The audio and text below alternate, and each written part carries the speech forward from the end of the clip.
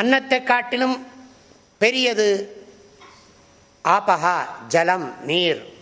அது எப்படி பெரியது? மழை நன்றாக பெய்யவில்லை என்றால் சுவிருஷ்டிஹி. திருக்குறளில் 2வது அதிகாரமே மழை தானே. சிலப்பதிகாரத்திலே அதான் சொல்லுகிறது, மாமழை போற்றுதும் மாமழை போற்றுதும்.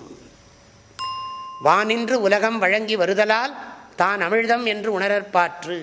அதனால தான் அந்த துப்பார்க்கு துப்பாய. உணவை அருந்துபவர்களுக்கு உணவுப் பொருளாக ஆகி தானும் உணவுப் பொருள்களை உண்டு பண்ணுவதோடு மட்டுமல்லாமல் தானும் உணவுப் பொருளாக ஆவது மழையினால் பெறப்படும் நீராகும். துப்பார்க்கு துப்பாய துப்பாக்கி துப்பார்க்கு துப்பாய தூவும் மழை. அதில் சுவிருஷ்டிகின்னு போட்டுது. மழை பெய்யணும், அளவாக பெய்யணும். காலே வருஷத்து பர்ஜன்யா.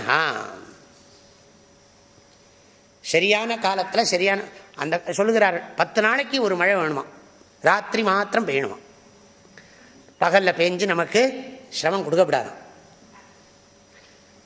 தீங்கின்றி நாடெல்லாம் திங்கள் மும்மாறி பெய்து.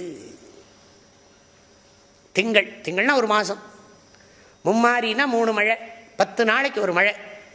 மழை நன்றாக பெய்யவில்லை என்றால் பிராணாகா வியாதீயந்தே, உயிர்களெல்லாம் துன்பப்படுகின்றன, துக்கப்படுகின்றன. பாருங்க, மழை பெஞ்சவுடனே இந்த புல்லெல்லாம் பாருங்க அப்படியே சிரிச்சுண்டு பேசுறது. விசும்பின் துழி வீழின் அல்லால் ஆங்கே பசும்புல் தலை காண்பது அரிது. அதுவும் அந்த அதிகாரத்தில் தான் வருது.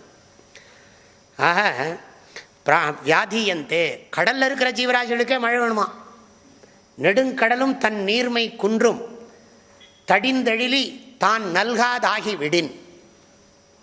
அதுக்குள்ளே இருக்கிற ஜீவராசிகளுக்கே, கடலில் தானே இருக்குது, நம்ம நினச்சிட்டு இருக்கோம், அதுக்கே மழை ஜலம் வேணுமா. மழை சரியாக பெய்யவில்லை என்றால் உணவுப் பொருள்களெல்லாம் குறைந்து விடும். உணவுப் பொருள்களெல்லாம் குறைந்து விட்டால் நமக்கு உணவு கிடைக்காது. உணவு இல்லை என்றால் நமக்கு வலிமை இருக்காது.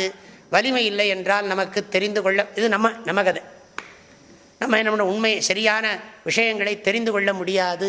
அப்படி கனெக்ஷன் இருக்குது. இந்த ஜலந்தான் இந்த ரூபம் ஆயிருக்கான். அத்ய பிருத்திவி, ஜலத்திலிருந்து தான் பிருத்திவி உண்டாயிருக்கு. எல்லாவற்றிலும் நீர் தத்துவம் இருக்கிறது. அனைத்திலும் நீர் தத்துவம், வடிவங்களில் நீர் தத்துவம் வியாபித்திருக்கிறது. வாழ்க வள்ளுவம், வளர்க மனிதநேயம்.